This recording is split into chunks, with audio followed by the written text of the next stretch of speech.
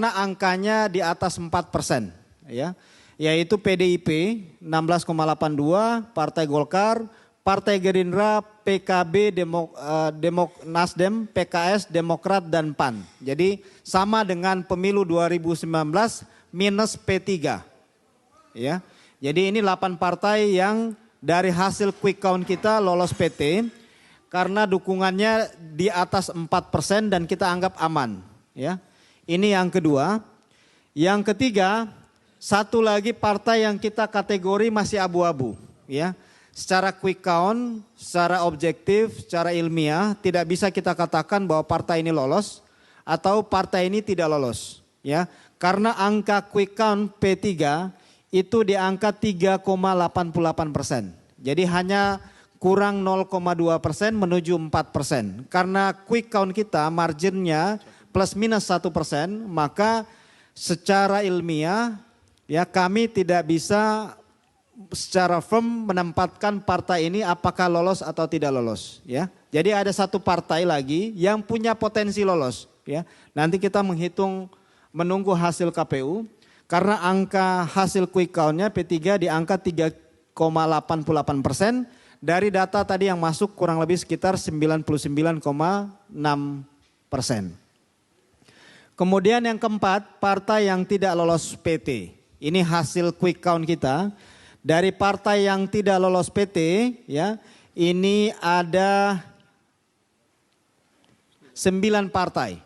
Jadi ada 9 partai versi quick count yang tidak lolos PT karena setelah ditambah margin of error 1% tidak juga melampaui 4%. Partai-partai itu termasuk PSI, ini yang kemudian banyak menjadi pertanyaan di akhir-akhir ini, apakah PSI lolos atau tidak.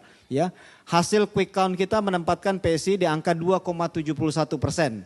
Jadi kalaupun nambah plus minus 1%, ini PSI masih di bawah 4%. Ya, jadi hasil quick count menempatkan PSI di bawah 4%, walaupun ditambah margin of error dari quick count.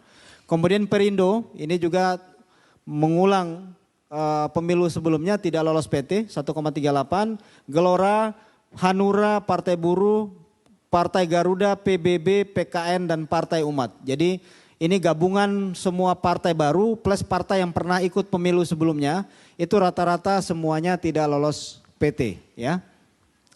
Termasuk PSI ya, yang belakangan di 2-3 bulan terakhir begitu masif melakukan kampanye ya, lewat mobilisasi darat ya, kemudian lewat image yang dibangun sebagai partainya Pak Jokowi juga ternyata tidak mampu menolong PSI untuk lolos ke parlemen.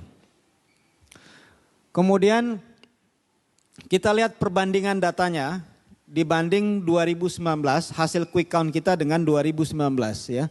Kalau kita lihat dari data perbandingan 2019 dengan data hasil quick count kita, ini menunjukkan PDIP dengan angka quick count 16,82% menjadi juara, namun suaranya turun dibanding 2019. Ya.